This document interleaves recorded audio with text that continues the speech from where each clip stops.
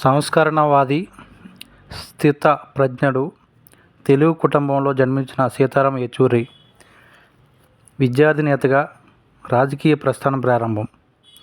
JNTU అధ్యక్షుడిగా మొట్టమొదటి CPM ప్రధాన కార్యదర్శి స్థాయికి ఉద్యమకారుడిగా, సామాజికవేత్తగా, రచయితగా పేరు ప్రఖ్యాతులు ఉన్నటువంటి సీతారాం ఏచూరి కన్నుమూత. ఊపిరితిత్తుల ఇన్ఫెక్షన్తో బాధపడుతూ ఢిల్లీ ఎయిమ్స్లో తుది శ్వాస. సిపిఎం ప్రధాన కార్యదర్శికి రాష్ట్రపతి, ప్రధానమంత్రి సహా పలువురు ప్రముఖులు, నేతలు సంతాపం. ప్రీతమ కామ్రేడ్ను కోల్పోవడం తీవ్ర విషాదకరమన్న సిపిఎం. నేటి సాయంత్రం ఢిల్లీలోని వసంత్ కుజ్ నివాసానికి భౌతికాయం. రేపు ఉదయం నుంచి మధ్యాహ్నం వరకు పార్టీ కార్యాలయంలో పార్థివ దేహం. వైద్య పరిశోధన నిమిత్తం భౌతిక కాయాన్ని ఎయిమ్స్కు అప్పగించనున్న కుటుంబ సభ్యులు.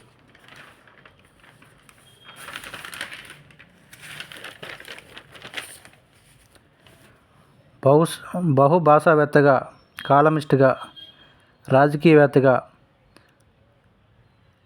వామపక్షవాదిగా సీతారాం ఏచూరిది సుదీర్ఘ ప్రస్థానం.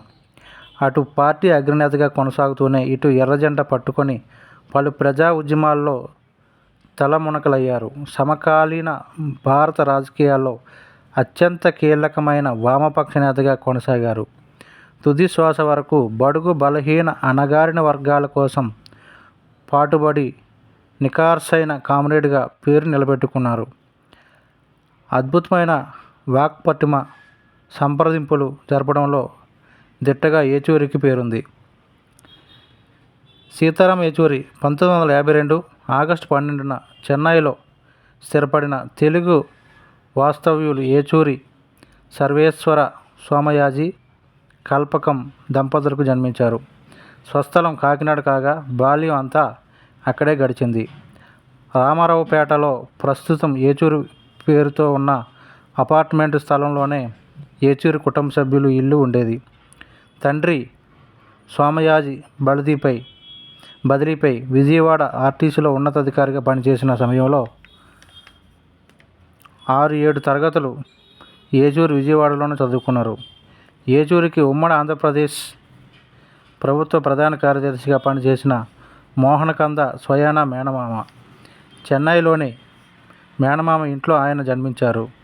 హైదరాబాద్ ఆల్ సెయింట్స్లో, ఢిల్లీలో హైస్కూల్ విద్యను అభ్యసించారు. సిబిఎస్ఈ పరీక్షలో జాతీయ స్థాయిలో మొదటి ర్యాంకు సాధించారు. Saint Stephen's college BA honours, ఆర్థిక శాస్త్రం, జవహర్లాల్ నెహ్రూ విశ్వవిద్యాలయం జేఎన్టీయూలో ఆర్థిక శాస్త్రంలో ఎంఏ పట్టా పొందారు. తెలంగాణ ఏర్పాటు విషయంలో రాజ్యసభలో చర్చ జరిగినప్పుడు కాంగ్రెస్ పార్టీ నాన్సుడి ధోరణిలో వ్యవహరిస్తుందన్న విమర్శలు వచ్చాయి. కొన్ని పక్షాలు ఒప్పుకోకపోవడం లేదన్న భావనతో కాంగ్రెస్ పార్టీ వ్యవహరించేది. అలాంటి సందర్భాల్లో తెలంగాణపై జరిగిన చర్చలో సీతారాం ఏచూరి తెలంగాణపై ఏ పార్టీ అభిప్రాయాలు ఆ పార్టీకి ఉంటాయి, ఆయా పార్టీల అభిప్రాయాలకు అనుగుణంగా కాంగ్రెస్ ప్రభుత్వం పనిచేస్తుందా, తెలంగాణపై మీరేం చేయాలనుకుంటున్నారో అది చేయండి, అంతేగాని మా భుజాలపై తుపాకులు పెట్టి పేల్చాలనుకోవడం సరికాదు అని ఏచూరి కాంగ్రెస్కు గట్టి కౌంటర్ ఇచ్చారని పార్టీ నేత జూలకంటి రంగారెడ్డి గుర్తు చేశారు. 1974లో స్టూడెంట్ ఫెడరేషన్ ఆఫ్ ఇండియా చేరికతో ఏచూరి రాజకీయ ప్రస్థానం మొదలైంది. 1975లో కమ్యూనిస్ట్ పార్టీ ఆఫ్ ఇండియాలో సభ్యుడిగా అయ్యారు. పార్టీలో చురుకైన కార్యకర్తగా వ్యవహరించిన ఏచూరి అనేక ఉద్యమాల్లో భాగస్వాములయ్యారు. 1975లో దేశంలో అత్యవసర పరిస్థితి విధించిన సమయంలో అరెస్ట్ అయి కొన్నాళ్ళు జైలు జీవితం గడిపారు. ఆ సమయంలో జేఎన్టీయూలో పిహెచ్డీ చేస్తున్న ఆయన ఆ కారణంగా డాక్టరేట్ పూర్తి చేయలేకపోయారు. ఎంతోమంది స్నేహితుల మధ్య తాను డాక్టరేట్ పూర్తి చేయలేకపోయానని ప్రస్తావిస్తూ బాధపడుతుండేవారు. దేశంలో అత్యవసర పరిస్థితి ఎత్తివేసిన తర్వాత ఏచూరి జేఎన్టీయూ విద్యార్థి నాయకుడిగా 3 సార్లు ఎన్నికయ్యారు. 1978లో ఎస్ఎఫ్ఐ సంయుక్త కార్యదర్శిగా, ఆ తర్వాత అధ్యక్షుడిగా బాధ్యతలు చేపట్టారు. పశ్చిమ బెంగాల్, కేరళేతర వ్యక్తి ప్రెసిడెంట్ కావడం అదే తొలిసారి కావడం విశేషం. కాగా 1984లో సిపిఐ కేంద్ర కమిటీకి ఆయన ఎన్నికయ్యారు. 1992లో పోలిట్ బ్యూరో సభ్యుడయ్యారు. 2005లో పశ్చిమ బెంగాల్ నుండి రాజ్యసభ సభ్యుడిగా ఎన్నికయ్యారు. ఇదే ఏడాది హోం వ్యవహారాల కమిటీలో సభ్యుడిగా నియమితులయ్యారు. 2006 రవాణా, పర్యాటకం, సాంస్కృతిక కమిటీలకు చైర్మన్గా, సాధారణ ప్రయోజనాల కమిటీలో సభ్యుడిగా, జనాభా, ప్రజా ఆరోగ్యంపై ఏర్పాటు చేసిన పార్లమెంటరీ ఫోరంలో సభ్యుడిగా, విలువల కమిటీతో సభ్యుడిగా, బిజినెస్ అడ్వైజరీ కమిటీలో సభ్యుడిగా నియమితులై సేవలు అందించారు. 2009లో విదేశీ వ్యవహారాల మంత్రిత్వ శాఖ కాన్స్టిట్యూటివ్ కమిటీతో పాటు పార్లమెంట్ హౌస్లో దేశ నాయకులు, పార్లమెంటేరియన్ చిత్రపటాలు, విగ్రహాలు ఏర్పాటుకు ఉద్దేశించిన కమిటీలో సభ్యుడిగా నియమితులయ్యారు. 2010లో ఇండియన్ కౌన్సిల్ ఆఫ్ వరల్డ్ అఫైర్స్లో సభ్యునిగా ఉన్నారు. 2011లో తిరిగి రాజ్యసభకు తిరిగి ఎన్నికయ్యారు. 2012లో వ్యవసాయ కమిటీ చైర్మన్గా పనిచేశారు. ఏచూరి గొప్ప రచయితగా కూడా పేరు సంపాదించారు. పార్టీకి చెందిన వారపత్రిక పీపుల్స్ డెమోక్రటిక్ 2 దశాబ్దాలకు పైగా సంపాదకులుగా పనిచేశారు. సైద్ధాంతిక రంగంలో హిందుత్వంపై ఆ పుస్తకంలో విమర్శలు చేసేవారు. ఇలా రచయితగా మంచి పేరు, ప్రఖ్యాతులు సంపాదించారు. లెఫ్ట్ హ్యాండ్ డ్రైవ్ పేరుతో ఆంగ్ల పత్రికకు కాలమ్స్ రాసేవారు. Cost and class in Indian politics, today, socialism in changing world, Modi government, new surge of communalism versus secularism వంటి పుస్తకాలను వ్రాశారు. ఏచూరి పాత హిందీ పాటలంటే ఎంతో ఇష్టం. సినిమాలు చూసేందుకు ఏచూరితో కలిసి రఫీ మార్గ్ నుంచి చాణక్య ప్రాంతానికి నడుచుకుంటూ వెళ్ళేవాళ్ళమని తోటి సిపిఎం నేతలు నాటి సంగతులు చెప్పారు.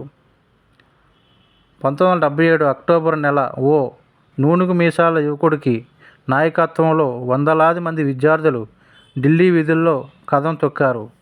ఉక్కు మనిషిగా పేరొందిన ఇందిరాగాంధీ ఇంటికి వారంతా ర్యాలీగా వెళ్లారు. ఎమర్జెన్సీ అనంతరం జరిగిన ఎన్నికల్లో ఇందిరా నేతృత్వంలో కాంగ్రెస్ పార్టీ ఓడిపోయినప్పటికీ ఆమె జవహర్లాల్ నెహ్రూ యూనివర్సిటీ ఛాన్సలర్ పదవి మాత్రం వీడలేదు. దీన్ని వ్యతిరేకిస్తూ వారంతా నినాదాలు చేయడం ప్రారంభించారు. చివరికి ఇందిర తన నివాసం నుండి బయటకు వచ్చారు. అప్పుడు లేచాడు. జేఎన్టీయూ స్టూడెంట్ యూనియన్ ప్రెసిడెంట్గా సీతారాం ఏచూరి ఇందిర పక్కనే నిల్చొని ఆమె రాజీనామానే డిమాండ్ చేస్తూ మెమరాండంను చదివి వినిపించాడు. ఈ ఘటన జరిగిన కొన్ని రోజులకే ఇందిరా ఛాన్సలర్ పదవి రాజీనామా చేశారు.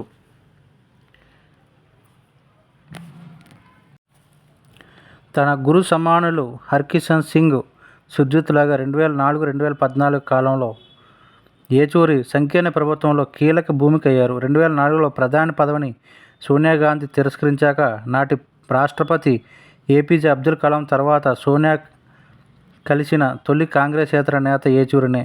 యునైటెడ్ ఫ్రంట్ ప్రభుత్వంలో కనీస ఉమ్మడి కార్యాచరణ రూపకల్పనలో కాంగ్రెస్ సీనియర్ నేత పి. చిదంబరంతో కలిసి పనిచేశారు. యూపీఏ ప్రభుత్వం కాలంలో కాంగ్రెస్కు అత్యంత నమ్మదగ్గ నేస్తంగా ఉన్నారు. గతంలో బడ్జెట్ సమావేశాల సందర్భంలో ఉభయ సభలను ఉద్దేశించి అప్పుడు రాష్ట్రపతి ప్రణబ్ ముఖర్జీ చేసిన ప్రసంగానికి ధన్యవాదాలు తెలిపే తీర్మానానికి రాజ్యసభలో ఏచూరి సవరణలు ప్రతిపాదించారు. దీనిపై జరిగిన ఓటింగ్లో ఆయన చేసిన సవరణ ప్రతిపాదన నెగ్గింది. రాజ్యసభ చరిత్రలో ఇలా జరగడం కేవలం 4వసారి మాత్రమే. అమెరికాపై విమర్శలు చేయడంలో ఏచూరి ఒక ప్రత్యేకత ఉంది. ఇస్లాం ఛాందసవాదం పెరగడానికి అమెరికానే కారణం అంటూ చురుకైన విమర్శలు చేసేవారు. గణతంత్ర వేడుకలకు అప్పటి అమెరికా అధ్యక్షుడు బరాక్ ఒబామా ముఖ్య అతిథిగా రావడాన్ని ఏచూరి వ్యతిరేకించారు. ఇటీవల మోదీ ప్రభుత్వంలో తీసుకొచ్చిన సిఏఏ, ఎన్ఆర్సీ చట్టాలను, జమ్మూ కాశ్మీర్లో ఆర్టికల్ 370, 35 రద్దును కూడా ఆయన వ్యతిరేకించారు. పార్లమెంటు వేదికగా సామాన్యుల సమస్యలను ఎలుగెత్తి ప్రజా వ్యతిరేక విధానాలను తునుమాడారు. విపక్షాలకు ఇండియా కూటమిగా ఏకతాటిగా మీదకు తేవడంలో కూడా ఏచూరి పాత్ర కీలకమైంది. లోక్సభలో విపక్ష నేతగా మోదీ సర్కారును తోడ్పాట్లాడడంలో రాహుల్ గాంధీకి రాజకీయ గురువుల్లో ఒకరిగా ఈయన చేరారు.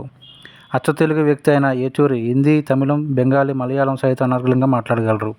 హిందూ పురాణాలను అవపోసన పట్టిన ఏచూరి సందర్భోచితంగా తన ప్రసంగాల్లో వాటిని ఉదాహరిస్తూ బీజేపీకి చురకలు అంటించేవారు. సాంకేతికను అందిపుచ్చుకున్న సామాజిక మాధ్యమాల్లో తరచూ పోస్టులు పెట్టారు.